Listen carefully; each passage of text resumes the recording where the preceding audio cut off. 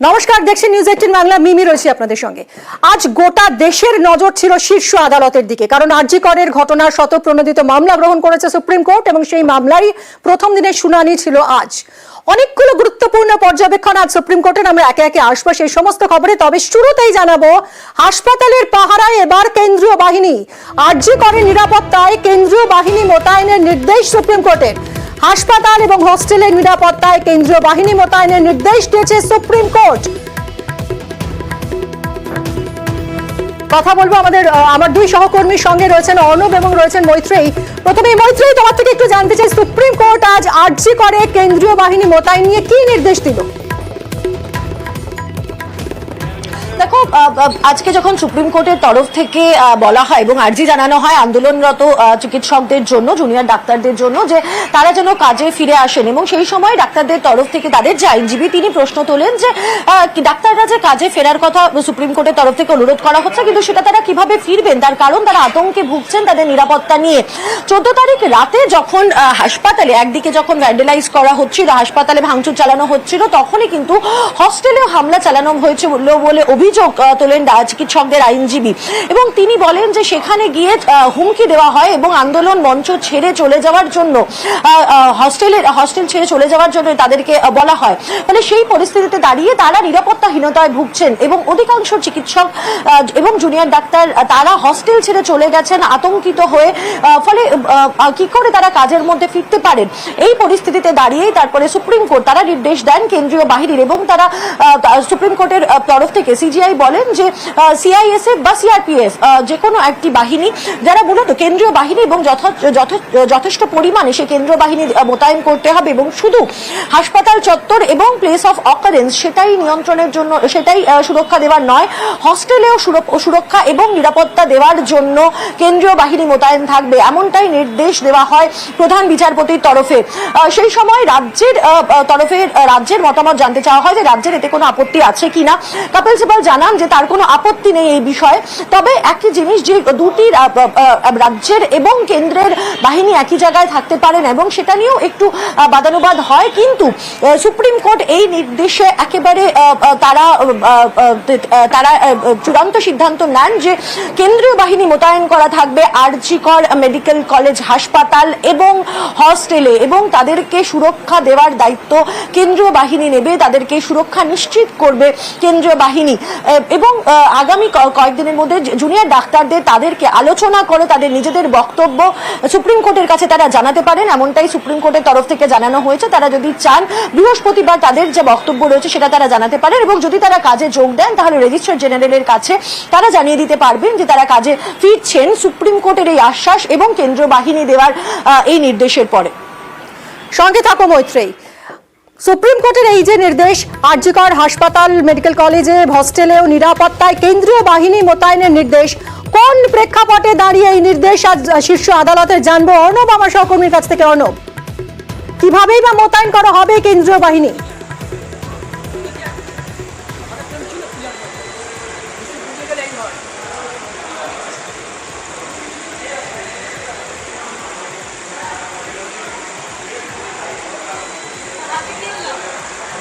অর্ণব, শুনতে পাচ্ছ? অর্ণব, কোন প্রেক্ষাপটে দাঁড়িয়ে সুপ্রিম কোর্টের এই নির্দেশ আরজি করে কেন্দ্রীয় বাহিনী মোতায়েন করতে হবে?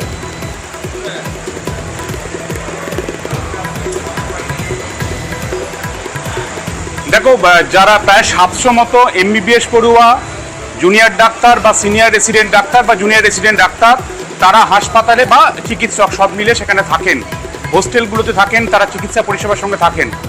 এর মধ্যে প্রায় 30 থেকে 40 জন মহিলা রেসিডেন্ট ডক্টর রয়েছেন যারা হাসপাতালের মধ্যে থাকেন, ক্যাম্পাসে থাকেন, আর প্রায় 15 থেকে 16 জন রেসিডেন্ট ডাক্তার যারা মেল রয়েছেন।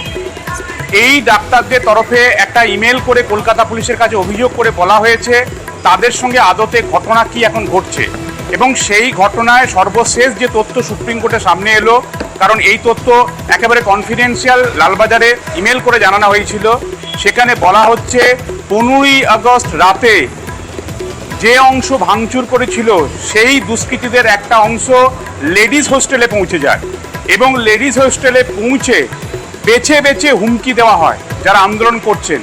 এবং এই হুমকির যে পর্যায়টা সেখান থেকে বেরিয়ে আসতে পারছে না, তারা ট্রমার মধ্যে রয়েছে যারা হাসপাতালে থাকেন, আরজিকর হাসপাতালে।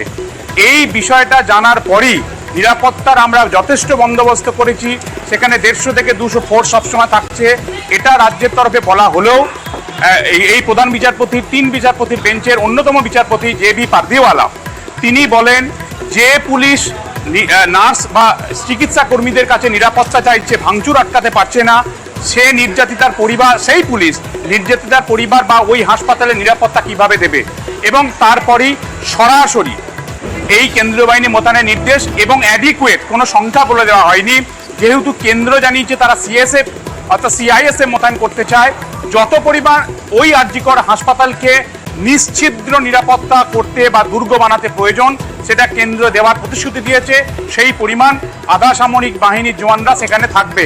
শুধু হাসপাতালের নিরাপত্তা নয়, আরজিকর ক্যাম্পাসের মধ্যে লেডিস হোস্টেল, বয়েজ হোস্টেল, যত চিকিৎসক রয়েছেন, এই যে 700 জন পড়ুয়া বা চিকিৎসক, প্রত্যেককে নিরাপত্তা সুনিশ্চিত করবে এই আধা সামরিক বাহিনীর জওয়ানরা। তবে একই সঙ্গে একটা আলাদা করে অনুরোধও কিন্তু নির্দেশ এসে রেখেছে, এই নিরাপত্তা যদি সুনিশ্চিত হয়, নিরাপত্তা অভাব যেটা সেটা যদি পূরণ হয়, যে আন্দোলনরত বা চিকিৎসকদের কাছে তারা যেন রিজিউম দেয়ার ওয়ার্ক, অর্থাৎ তারা যেন তাদের কাজে ফিরে আসে। অর্থাৎ যে এমার্জেন্সি বিভিন্ন পরিষেবা বঞ্চিত হচ্ছে আরজিকর হাসপাতাল, সেখানে যারা কাজে ফিরে আসে, এটাও কিন্তু পর্যবেক্ষণ আকারে প্রধান বিচারপতির বেঞ্চ জানিয়েছে। তবে এই সকাল থেকে প্রায় ম্যারাথন শুনানি, এবং এই শুনানির মূল যে 3 থেকে 4টে নির্যাস, এক, আমাদের প্রত্যেকেই, আমাদের নিউজ 18 বাংলা আমরা বলেছি, প্রত্যেকে বলছে এই ঘটনার বিচার চাই। আজকে দেশের সুপ্রিম কোর্ট, দেশের শীর্ষ আদালত বলল হরিফিক অর্থাৎ ভয়ঙ্কর ঘটনা আরজিকরের এই চিকিৎসকের সঙ্গে, ইয়াং চিকিৎসকের সঙ্গে যা হয়েছে। 2, শুধু আমাদের রাজ্যের ঘটনা নয়, বিহার, হায়দ্রাবাদ এবং তার সর্বশেষ সংযোজন আমাদের রাজ্য, ঘটনাস্থল, স্বাস্থ্যক্ষেত্র, কর্মস্থল, সেটা সরকারি হাসপাতাল হতে পারে, নার্সিংহোম হতে পারে, এই সমস্ত জায়গাতে যে ধরনের ঘটনা পরপর ঘটছে দেশে, সেটা অত্যন্ত চিন্তার, উদ্বেগের। অর্থাৎ আমাদের রাজ্যে সেটা হয়তো কফিনের শেষ পেরেক, এবং সুপ্রিম কোর্টের যে বাঁধনটা ছিল সেই বাঁধনটা খুলে গেছে, সুপ্রিম কোর্ট এগিয়ে আসতে বাধ্য হয়েছে।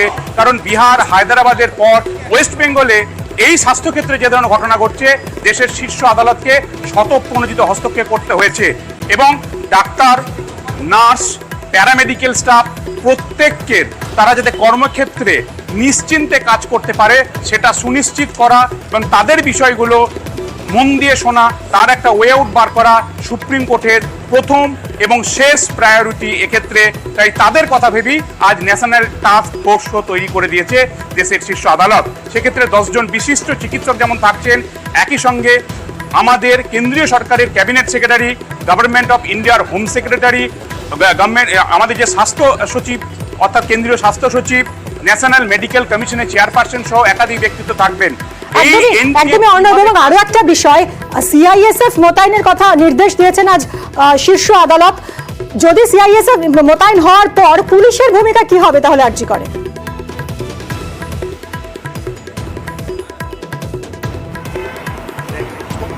সুপ্রিম কোর্ট রাজ্যের তরফে সিনিয়র অ্যাডভোকেট কপিল সিবাল বলেছিলেন দুটো আলাদা সমান্তরাল ফোর্স একই জায়গায় কিভাবে কাজ করবে, কারণ আমরা জানি দুজনের কাজের ক্ষেত্রে আলাদা ম্যানুয়াল রয়েছে।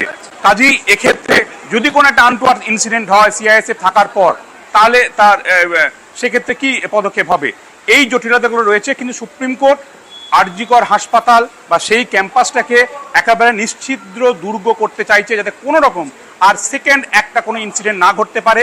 তাই সেটার উপর সুপ্রিম কোর্ট জোর দিয়েছে। রাজ্য এটা বলার চেষ্টা করলেও রাজ্যের পুলিশ থাকবে কি থাকবে না সেটা আপাতত রাজ্যের ওপরই নির্ভর করছে। যদি এই অর্ডারটা ভরা আদালতে ডিকটেট করেছেন প্রধান বিচারপতি, সেটার নির্দিষ্ট অংশ হাতে আসার পর বিষয়টি পরিবর্তিত হয় কিনা দেখার। কিন্তু যে অর্ডার ডিকটেট করেছেন প্রধান বিচারপতি, সেখানে কিন্তু রাজ্য ফোর্স রাখবে কি তুলবে সে বিষয়ে কোনো নির্দিষ্ট কথা বলা হয়নি। কিন্তু আরও একটা বিষয় তোমার বলতে হবে, দেশের বিভিন্ন এই স্বাস্থ্য পরিধিগুলোতে, স্বাস্থ্য কাঠামোগুলোতে যে ধরনের ঘটনা ঘটছে সেটা যেমন রয়েছে, একই সঙ্গে যেটা দেখা গেল কেন্দ্র এবং রাজ্যের মধ্যে চরম বিরোধিতা, অর্থাৎ কেন্দ্র বনাম রাজ্যের একটা লড়াই কিন্তু দেখা গেল।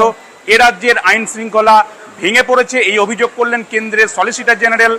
এবং তার পাশাপাশি বললেন যে ডিজিপি রাজীব কুমার এই মুহূর্তে DG and inspector general of the রাজ্যের ইন্সপেক্টর জেনারেলও তিনি তো সুপ্রিম কোর্টে নথি বিকৃতির দায়ে এই সুপ্রিম কোর্টে মামলা রয়েছে, সেখানে তিনি অভিযুক্ত। তাহলে একদমই তাকে দিয়ে একদমই এইরকম অর্থাৎ একটা আজ অনেকগুলো horrific গুরুত্বপূর্ণ incident-এর নির্দেশ